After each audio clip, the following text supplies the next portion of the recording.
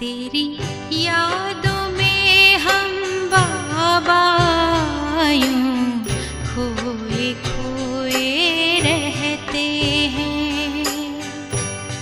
जिगर में प्यार तुम्हारा संजोए रहते हैं। तेरी यादों में हम बाबा यूं खोए खोए रहते हैं।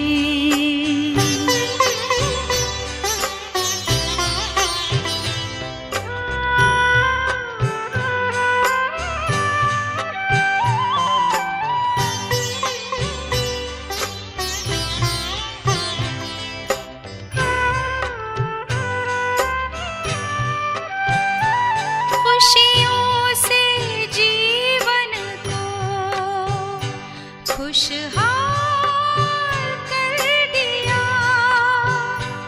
नजरों से हमें बाबा निहार। मधुबनी आती है तो सभी समर्थ चिंतन वाले बन जाते हैं। మధువనానికి వచ్చినారంటే అందరూ సమర్థ చింతన వాళ్ళు. हम जहाँ भी మనం ఎక్కడే ఉన్నప్పటికీ समर्थ होते रहें, మనము సమర్థంగా ఉండాలి. कोई भी वातावरण हमें कमजोर ना करे, उसके लिए సమర్థ స్థితిలో ఉండాలి. चर्चा करेंगे। అందుకని కొన్ని విషయాల గురించి చర్చ చేసుకుందాము. ఒక ఎగ్జాంపుల్ చెప్తాను, చిన్న కథ చెప్తాను. एक बार एक व्यक्ति ఒకసారి ఒక వ్యక్తి था, పేదవాళ్ళుగా ఉన్నారు, చింతితులుగా ఉంటూ ఇంటి నుండి బయలుదేరినారు. गया और जंगल में एक అడవికి వెళ్ళినారు. అడవిలో ఒక నది ప్రవహిస్తూ ఉండింది. అక్కడ కూర్చునేసినారు. नदी के किनारे నది వద్ద రాళ్ళు పడి ఉన్నవి, सुंदर सुंदर भी लग रही, అందమైన రాళ్ళు. अपना टाइम पास आपको डिस्टर्ब అయితే ఆగే బయటికి. एक एक पत्थर उठा उठा के नदी ఒక్కొక్క రాయి తీసుకుని నీళ్ళల్లో వేస్తూ ఉన్నారు నదిలో.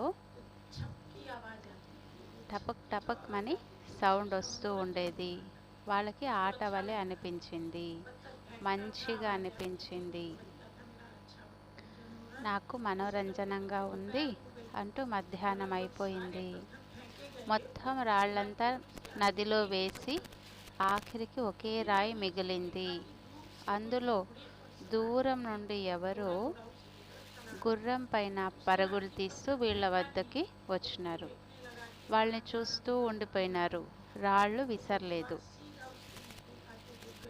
ఆ గుర్రపు వ్యక్తి దగ్గరకు వచ్చి నిల్చుకునేసినారు. నా చేతిలో రాయి ఉంది అని చెప్పినారు. అమూల్యమైన వస్తువు అని అనిపిస్తూ ఉంది. దూరం నుండి ఈ మెరుపు చూస్తూ నేను ఆకర్షితమై వచ్చినాను. మీ చేతిలో ఇది వజ్రం ఉంది. ఉదయం నుండి నేను కూర్చున్నాను, ఎన్ని నదుల్లో ఇలాంటి రాళ్ళన్నీ విసిరినాను. చూసేందుకు మీరు పేదవాళ్ళగా అనిపిస్తూ ఉన్నారు, దుఃఖితులుగా అనిపిస్తూ ఉన్నారు. ఒక్కొక్క వజ్ర వాల్యూ ఎంత ఎక్కువగా ఉంది. మీరు విసిరిన వజ్రాలన్నీ పట్టుకుని ఉండుంటే ప్రపంచంలో అందరికంటే పెద్ద షాహుకారులుగా అయ్యేవారు. వాస్తవానికి మనందరి కథలు ఇవి. మన వద్ద సమయరూపి, సంకల్పరూపి వజ్రాలున్నాయి. ఈ వజ్రాలు మనము పొదుపు చేస్తే, సద్వినియోగం చేస్తే మనము కూడా ప్రపంచంలో అందరికంటే గొప్ప షాహుకారులుగా కాగలుగుతాము. సత్యయుగపు రాజ్య భాగ్యమే లభిస్తుంది. అయితే ఆ వ్యక్తి వలె మనము నిర్లక్ష్యంగా, అసావధానంగా సమయపు క్షణాలను, సంకల్పాలను ప్రవహిస్తూ ఉండే నదుల్లో, సమయపు నదుల్లో విసురుతూ ఉన్నాము. 1 గంట అయిపోయింది, 2 గంటలు అయిపోయింది, 3 గంటలు అయిపోయింది, తెలిసేదే లేదు. మనోరంజనంగా ఉంటుంది. యూట్యూబ్లో చూడడము, అది చూడడము, ఇది చూడడము. కండ్లకి చెవులకి సుఖం ఉంది అని మనోరంజనం అనిపిస్తుంది, మనోరంజనంగా ఉందని. అందులో వ్యర్థంగా పోతూ ఉంది.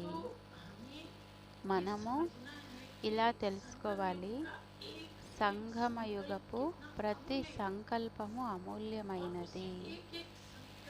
ప్రతి సంకల్పాన్ని వ్యర్థంగా పోగొట్టే దానివల్ల రెండు నష్టాలు అవుతాయి. అంత సమయంలో సమర్థ పని చేసి ఉండొచ్చు. వ్యర్థాన్ని ఆలోచిస్తే నా మనస్సు బలహీనమైపోతుంది, బ్యాటరీ డౌన్ అయిపోతుంది. పని కూడా నష్టమైంది, ఆత్మిక నష్టము, ఆత్మిక శక్తి నష్టమైంది, బ్యాటరీ డౌన్ అయింది. ఎలా సేవ్ చేసుకోవాలి? బాబా మనకు పూర్తి మురళిలో చెప్పినారు, బ్రాహ్మణుల ఉన్నతి ఎలా అవుతుంది. వృద్ధి కొరకు టైం టేబుల్ తయారు చేసుకోండి. గొప్ప వ్యక్తులు ఉంటారు, కొద్దిగా కూడా ఉన్నతమైన పనులుంటే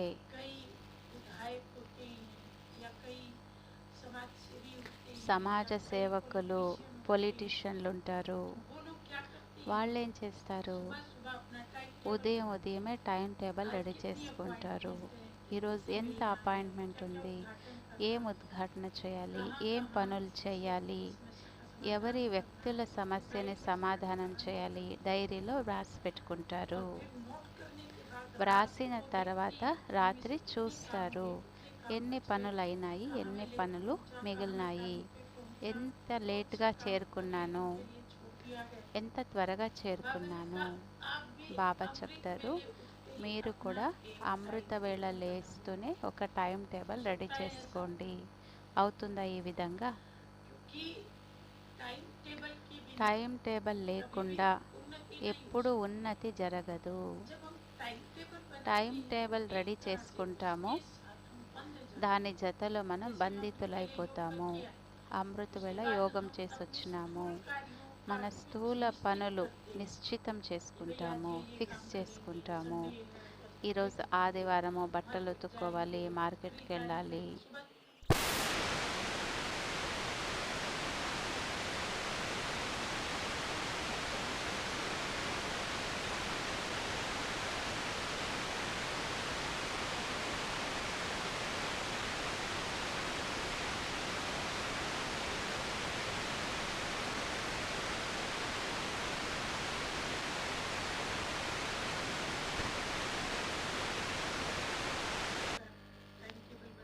ఒక గంట టైం టేబుల్ చేసుకున్నారు. ఆ ఒక గంట సఫలత ద్వారా ఎంత శక్తి లభిస్తుంది. మీరు ఇలా చేయొచ్చు. అమృత వేళ మంచి అనుభవం అవుతే ఒక గంట తర్వాత చార్ట్ రాయండి. ఏదైనా చేయండి, చదవడము, రాయడము, మాట్లాడడము, ఆత్మద ఉన్నతి కొరకు, దేహం కొరకు కాదు. 7 నుండి 8 మురళి టిఫిన్ చేస్తామనుకోండి 8 గంటలకి. మొదటే టిఫిన్ చేసేందుకు ముందు స్వమానం ఫిక్స్ చేసుకోండి. టిఫిన్ రెడీ చేసేంత వరకు నేను అన్నపూర్ణను. ఏదో ఒక స్వమానం తీసుకోండి, ఆ స్వరూపాన్ని అలాగే చూడండి. కమల పుష్ప మధ్యలో నేను కిచెన్లో ఉన్నాను. నా మానసిక పిక్చర్ ఏదైతే ఉందో దాని ద్వారా శక్తి లభిస్తుంది. మీరు అన్నపూర్ణ స్వరూపాన్ని ధారణ చేయగలరు. జగదంబ పాలనాకర్తలు. నేను పాలనాకర్త జగదాంబ సరస్వతి మమ్మను అని ఇమర్జ్ చేసుకోగలరు. టిఫిన్ చేసేటప్పుడు బాబా ఒక మురళిలో చెప్పినారు, బాబా తలంపులో ఏదైతే తింటారో అది బ్రహ్మభోజనం. బ్రహ్మభోజనం తింటే ఎంత మహత్వం ఉంది. కోటిలో కొందరికే లభిస్తుంది. బాబా తలంపులో చేసి భోంచేస్తే ఒక్కొక్క మెతుకు మెడిసిన్ లాగా పనిచేస్తుంది. ఆత్మ శరీరానికి శక్తిని నింపుతూ ఉంటుంది. మీరు మొదటే డైరీలో వ్రాసి పెట్టండి. ఈరోజు చేస్తూ ఏ స్మృతిలో ఉండాలి. బాబ్దాదా నాకు భోజనాన్ని తినిపిస్తూ ఉన్నారు, బాబా తినిపిస్తున్నారు, నేను బాబాకు తినిపిస్తూ ఉన్నాను. ఏదో ఒక పిక్చర్ మీ బుద్ధిలో విజన్ పెట్టుకోండి. సంకల్పం చేస్తే పూర్తి అవ్వదు. దాన్ని ఒక సినిమా లాగా బుద్ధిలో క్రియేట్ చేసుకోండి. బాబాకు నేను తినిపిస్తూ ఉన్నాను, నాకు బాబా తినిపిస్తూ ఉన్నారు. బాబా చేతుల్లో చెంచా తీసుకుని పిల్లలకి చూపిస్తూ ఉన్నారు. ఆ దృశ్యాన్ని మీరు చూస్తూ బాబా నాకు తినిపిస్తూ ఉన్నారు అని మీరు అనుకోండి. ఆ పిక్చర్ని ఇమర్జ్ చేసుకోండి. ప్రతి ఒక్కరికి గృహస్థంలో అనేక పనులుంటాయి. అన్నయ్యలు జాబ్కి వెళ్తూ ఉంటారు, పొలాలకు వెళ్తారు, షాప్కి వెళ్తారు.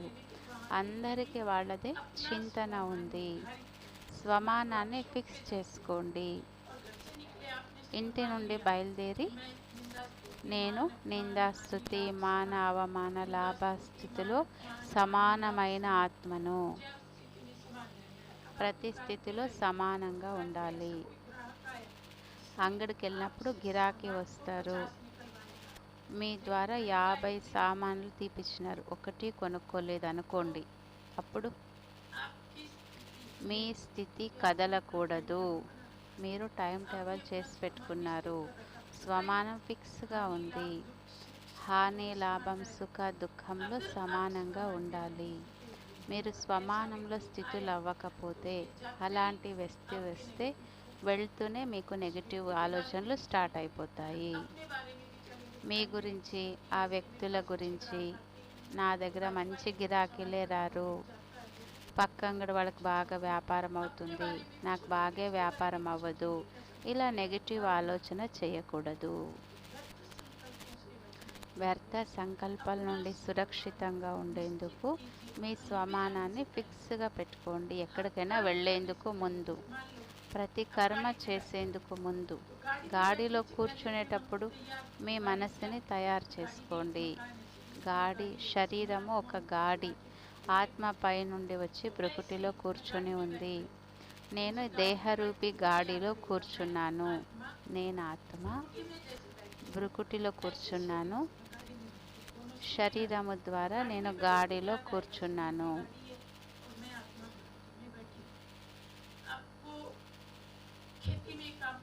పొలాల్లో పనిచేయాలనుకోండి, దాని అనుసారంగా స్వమానం తీసుకోండి. పరమాత్మ బీజ స్వరూపులు. బీజం ఎంత అద్భుతం చేస్తుంది, పెద్ద మామిడి వృక్షాన్ని తయారు చేస్తుంది. గుప్తంగా ఉంటుంది, ప్రత్యక్షం అవ్వదు, గలాట చేయదు.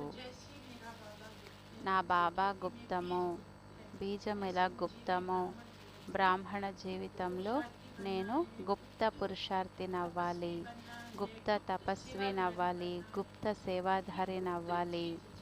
గుప్తమైన వస్తువు ఎక్కువ ఫలాభూతమవుతుంది, ప్రత్యక్షమయ్యేది ఫలీభూతమవ్వదు. మీ కార్యానుసారంగా స్వమానాన్ని ఫిక్స్ చేసుకోండి. మీరు స్వమానంలో ఉన్నారనుకోండి, పెన్ను ద్వారా రాస్తే తలంపు చేయండి. నేను కమల సమాన ఆత్మ, పెన్ను ద్వారా వ్రాస్తూ ఉన్నాను. మొదట ఏ స్మృతి? నేను కమల సమాన డిటాచ్ ఆత్మ, నిర్లిప్త ఆత్మ, న్యారీ ప్యారీ ఆత్మ, ఉపరామ ఆత్మ. పెన్ను ద్వారా రాస్తూ ఉన్నాను. కమలం వేరు, పెన్ను వేరు. ఒక స్వమానం తీసుకోవాలి. డైరీలో ప్రతి కర్మ చేసేందుకు ముందు మనస్సును రెడీ చేసుకోవాలి. నిర్లక్ష్యంగా ఇలాగే వచ్చి కూర్చునేసినాను, ఊరికి అలా ఎప్పుడు చేయకండి.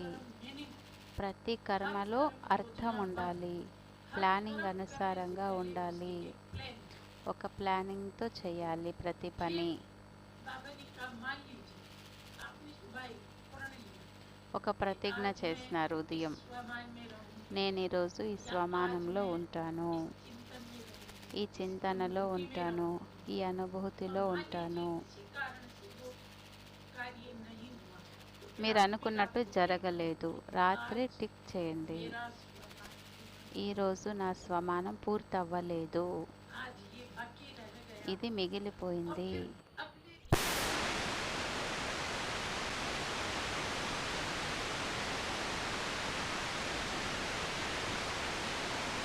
చేశారు. ఏమని చేసినారు? धरती और आसमान భూమి ఆకాశం అందరూ వినండి, ब्रह्मचारी ही నేను బ్రహ్మచారిగానే ఉంటాను, బ్రహ్మచారిగానే మరణిస్తాను, ఏం జరిగినా కూడా ఈ దృఢ ప్రతిజ్ఞను వదలను. కాబట్టి వాళ్ళ పేరు భీష్మ అని వచ్చింది. में लोग कहते हैं ना कि ప్రపంచంలో చెప్తారు కదా, वंश चलाने కులము వంశాన్ని నడిపించేందుకు పుత్రుడు కావాలి. पुत्र के ధృతరాష్ట్రుడికి 100 మంది పిల్లలు, వాళ్ళ కులము వృద్ధి అవ్వలేదు. पुत्र नहीं భీష్ముడికి ఒక్కరూ బిడ్డ లేదు, వాళ్ళ కులము ఇప్పటి వరకు జరుగుతూ ఉంది, వాళ్ళ పేరు ఇప్పటి వరకు ఉంది. ఎంతమంది భీష్మ అని పేరు పెట్టుకున్నారు, ధృతరాష్ట్రాన్ని ఎవరూ పెట్టుకోలేదు. వాస్తవానికి వంశము కర్మల ద్వారా జరుగుతుంది, ये हमारी ही यादगार మనదే జ్ఞాపకార్థము. మహాభారతం ఎవరి జ్ఞాపకార్థము? మన యాదగార్, మన ప్రతిజ్ఞ. మనము దృఢ ప్రతిజ్ఞ చేయాలి.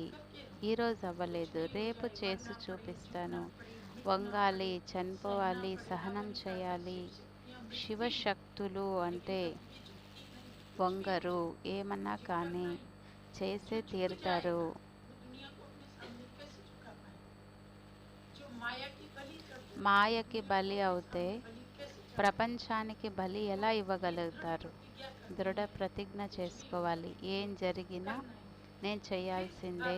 कहा कि दिन भर की दिनचर्या में రోజంతటి దినచర్యలో నోట్ చేయండి, నాలో ఈ బలహీనతలు ఉన్నాయి, ఇందులో వ్యర్థ సంకల్పాలు వస్తాయి. मेडिकल में మొదట చెకింగ్, दवा दी తర్వాత మెడిసిన్. अध्यात्म में जब हम डायग्नोस कर लेते ఆధ్యాత్మికతలో చెకింగ్, हैं तो डॉक्टर తర్వాత दवा भी पूरी कर మెడిసిన్ మనమే చేసుకోవాలి. डायग्नोस करते हैं ఫస్ట్ చెకింగ్ చేసుకోవాలి. ये है ఇది గడియారం, मेरे में व्यर्थ ఈ సమయంలో నాకు వ్యర్థం వస్తుంది. इस सारा दिन काम किया 12 बजे రోజంతా పని చేస్తారు, 12 बजे मोबाइल 12 గంటలు మొబైల్ తీసుకొని కూర్చునేస్తారు, 1 గంట టైం వేస్ట్ అయిపోతుంది.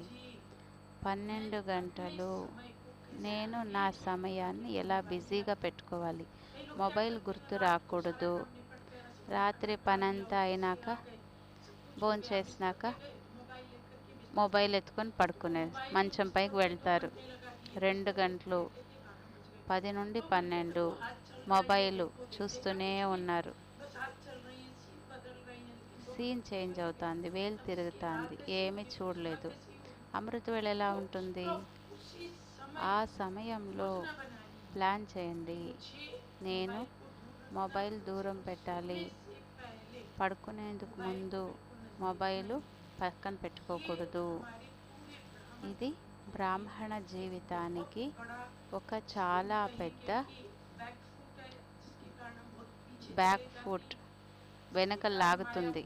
चांस మాయ చాలా అవకాశాలు తీసుకుంటుంది. में जो रंग बिरंगी चीजें రంగుబిరంగి దృశ్యాలను ఇంద్రియాలు బాగా బంధించేస్తుంది మొబైల్ వల్ల. तो भी हमें अच्छा नहीं लगता है लगेगा जिसको इंग्लिश में कर रहा है क्यों बोल रहा है मतलब इंद्रियां जकड़ी ఇంద్రియాలన్నీ కూడా कहाँ हम इंद्रियां అందులోనే ఇమిడిపోతాయి. మొబైల్లో ఎవరన్నా మాట్లాడిస్తే కూడా నచ్చదు.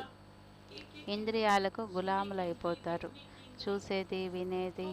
उसको कहते हैं आरामदायक जोन ఆరాందాయి జోన్, दिया जाता है buffalo zone buffalo zone. Buffalo मतलब भैंस ఎనుములు, क्या करती ఎనుములు ఏం చేస్తాయి? है चली जाती నీళ్ళకి వెళ్ళిపోతుంది, బురదలోకి వెళ్ళిపోతుంది, ఆడే ఉంటుంది, ఆడే ఉంటుంది, ఆడే ఉంటుంది. గంట 2 గంటలు నీళ్ళల్లో బురదలోనే ఉంటుంది.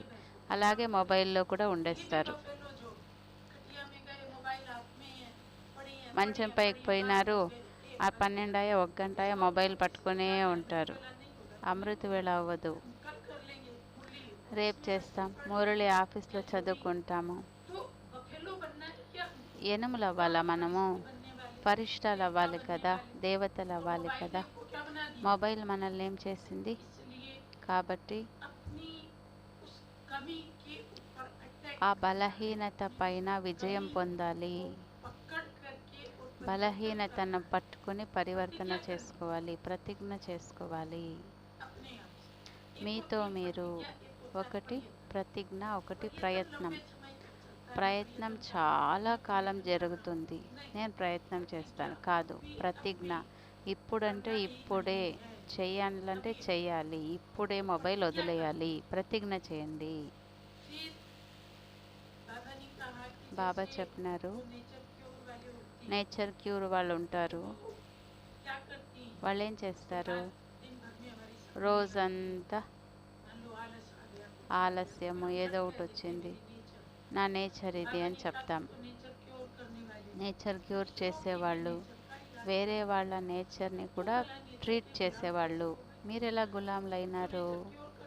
నేచర్ క్యూర్ చేసేవాళ్ళు వాళ్ళు ఏం చేయిస్తారు? వ్యక్తి నుండి ఫాస్టింగ్ చేయిస్తారు. ఇది తినద్దండి, అప్పుడు ఆరోగ్యం బాగుంటుంది. షుగర్ ఉంటే చక్కెర వదిలేయండి, కొలెస్ట్రాల్ ఉంటే బోండాలు వదిలేయండి, బజ్జీలు వదిలేయండి, ఫాస్టింగ్ చేయండి. మీరు మీతో మీరు ఫాస్టింగ్ చేయించండి. బజ్జీలు బోండాలు తిన్ను అని ఉపవాసం చేయండి. చేతులు ఎత్తండి, వదిలేస్తారా? పండ్లు తినుకోని ఉండిపోతారా? బ్యాటరీ డౌన్ అయిపోతుంది పండ్లే తింటా అన్నారంటే. ఒకవైపు భగవంతుడు చెప్తారు, నా దగ్గరికి రండి బ్యాటరీ చెప్తాను. ఒకవైపు మొబైల్ చెప్తుంది, ఫుల్ ఛార్జ్ అయింది, మొబైల్ చూడు అని. ఇద్దరిది డౌన్ అయిపోతుంది. మీతో మీరు దృఢ ప్రతిజ్ఞ చేసుకోండి. వ్యర్థం నుండి సురక్షితంగా ఉండాలంటే బాబా చెప్పినారు, లౌకిక ప్రపంచంలో ఏం చేస్తారు? యజ్ఞ షురూ చేసేందుకు మొదట దేవతల్ని ఆహ్వానం చేస్తారు, వరదానం తీసుకుంటారు, తర్వాత యజ్ఞము షురూ చేస్తారు.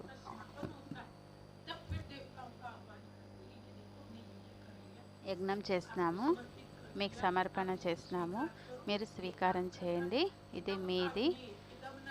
ఇదం అగ్ని, ఇదం నమం. నేను ఏదైతే వేసినానో అది అగ్ని దేవత కొరకు, నా కోసం కాదు. అగ్ని దేవత, ఇదంతా మీకోసమే అర్పితం చేసినాను. యజ్ఞం చేసేవారు యజ్ఞం చేసి డిటాచ్ అవుతారు, దేవతలకి అర్పితం చేస్తారు, న్యారాగా భిన్నంగా ఉంటారు. రోజంతా మీరు ఏదే పనులు చేస్తారో అది పని కాదు, అది యజ్ఞము. షురూ చేసేటప్పుడు బాప్దాదా గారిని ఆహ్వానించండి. బాబా, నేను ఈ సేవ చేసేందుకు వెళ్తున్నాను, వంట చేసేందుకు వెళ్తూ ఉన్నాను, అది ఒక యజ్ఞం. వంట చేసేందుకు వెళ్తూ ఉన్నాను, ఆహుతి వేసినారు మీరు. ఆహుతులన్నీ వేసి పూర్తి చేసి బాబాని ఆహ్వానం చేయండి. బాబా, వంట చేసేసినాను, మీ సహయోగం వల్ల, మీ తోడు వల్ల దాని నుండి డిటాచ్ అయిపోండి. లేకుంటే ఏమవుతుంది? సంకల్పాలు జరుగుతూ ఉంటాయి, పని అయిపోయింది, ఉదయం అయింది, మనము మనసులో రిపీట్ చేస్తూ ఉంటాం. ఈరోజు వంట మజాగా ఉండింది, టేస్ట్గా ఉండింది, ఈశ్వరుడికి అర్పితం చేయనే లేదు. ఇప్పుడు ఆహుతిని పట్టుకునే ఉన్నాము, యజ్ఞం పూర్తి అవ్వలేదు. ఖతం. ఏం తింటే అంటే గుర్తే ఉండకూడదు. స్వాహ చేసేస్తాం కదా, సమర్పితం చేసేస్తాం కదా. కొన్ని దగ్గర సేవ చేసేందుకు వెళ్తారు. సేవ శురువాత్లో కూడా బాబాని ఆహ్వానం చేయండి. పూర్తి అయిన తర్వాత కూడా బాబాకి థ్యాంక్స్ చెప్పండి. దాదీల్ని చూసినాం, ఇష్యూ దాది ఒకసారి సేవకు వెళ్ళినారు, బాబా రూమ్లో కూర్చున్నారు, తర్వాత వీల్ చైర్లో కూర్చున్నారు, సేవ చేసి వాపస్ వచ్చినారు. మళ్ళీ బాబా రూమ్లో కూర్చోవాలి. నేను దాది పోయేటప్పుడు మీరు కూర్చుంటారు కదా, పోయేటప్పుడు కార్య శురువాతం చేసినాను, ఇప్పుడు కార్యం పూర్తి చేసి వచ్చినాను, అందుకు మళ్ళీ బాబా రూమ్లో కూర్చోవాలి. బాబాకి చెప్పాలి కదా, బాబా ఈ సేవ చేసి వచ్చినానని చెప్పాలి కదా బాబాకి. బాబా రూమ్లో కూర్చున్న తర్వాత మళ్ళీ రూమ్కి వెళ్ళినారు. చాలామంది ఇలా పెద్ద పెద్ద వాళ్ళని చూసినాము. షురువులో అంతిమంలో ఆహుతి బాబాకు అర్పితం చేసేసి మర్చిపోతారు. మాటల్ని బుద్ధిలో పట్టుకునే ఉంటే జాగా ప్లేస్ పట్టుకునేస్తుంది, మళ్ళీ మళ్ళీ గుర్తొస్తుంది. మాటలే పట్టుకుంటే బాబా ఎక్కడ కూర్చుంటారు? తండ్రి ఉంటారు లేక మాటలు ఉంటారు, ఎవరో ఒకరే ఉంటారు. ఒకసారి దాది జానకీజీ గారితో మిలనం చేసేందుకు ఒక అక్కయ్య వచ్చినారు. దాదికి ఆరోగ్యం బాగాలేదు, మళ్ళీ రూమ్కి వెళ్ళిపోయినారు. మరుసటి రోజు అడిగినారు, ఈరోజు దాది బాగున్నారా, రండి మిలనం చేసేందుకు. దాది మీరు బాగున్నారా? నేను బాగున్నాను. నిన్న మీకు ఆరోగ్యం బాగాలేదు, నిన్న వచ్చుంటి. అది నిన్న మాట కదా, నిన్న బాగాలేదు, ఈరోజు బాగున్నాను. నిన్న మాట ఈరోజు ఎందుకు గుర్తుకొస్తోంది? ఈరోజు మాట మాట్లాడండి. మాటల్ని బుద్ధిలో పెట్టుకోవద్దండి, మర్చిపోండి. మూడవ మాట, ఏదే సర్వీస్ చేస్తారు. బాబా చెప్పినారు, కొన్నిసార్లు పిల్లలు సెంటర్లో కూడా సర్వీసులు ఉంటాయి, మధువన్లో కూడా సేవలు ఉంటాయి. పిల్లలు సేవ చేసినప్పుడు బాబా చూస్తున్నారు, 4 పనులు చేస్తారు, అది చేయకూడదు. మొదటి పని ఏది? వికరాళ రూపాన్ని ధారణ మాయ పైన చేయాలి. కర్మలో వచ్చినప్పుడు, యోగాన్ని మర్చిపోయినప్పుడు వికరాళ రూపము లౌకిక రూపం పైన లేకుంటే దైవీ పరివారం పైన, సరౌండింగ్లో, ఆఫీస్లో, సేవాదారుల పైన వికరాళ రూపాన్ని చూపించేస్తారు మీరు, మాయ పైన బదులుగా. దీన్ని చేంజ్ చేయండి. మాయ పైన వికరాళ రూపాన్ని ధారణ చేయండి. లౌకిక కులవాళ్ళము అలౌకికం వాళ్ళపైన కాదు, ఆఫీస్ వాళ్ళతో కాదు. రెండవ పాయింట్, పిల్లలు ఉయ్యాలలో ఊగాలి, అతీంద్రియ సుఖపు ఉయ్యాలలు, వ్యర్థ సంకల్పాల ఉయ్యాలలో ఊగుతూ ఉంటారు. మూడవది, గడియ గడియ రూపాన్ని స్థితిని చేంజ్ చేసుకుంటారు. ఏకరసంగా ఉండాలి, స్థితిని ఒకలాగా పెట్టుకోండి. ఆత్మాభిమాని స్థితి, దాతా స్థితి, స్వమాన స్టేజు, ఏకరసంగా ఉండాలి. గడియ గడియ రూపాన్ని స్థితిని మార్చుకోకండి. ఇప్పుడు దేహాభిమానము, దేహీ అభిమానము అలా మార్చుకోకండి. ఇది చాలా చేస్తారు. నాలుగవది, మంచి పని చేస్తే వెంటనే ఫలాన్ని ఆశిస్తారు, జమా ఖాతా తగ్గిపోతుంది. మిగతా భాగం 2వ భాగంలో విందాము. ఓం శాంతి.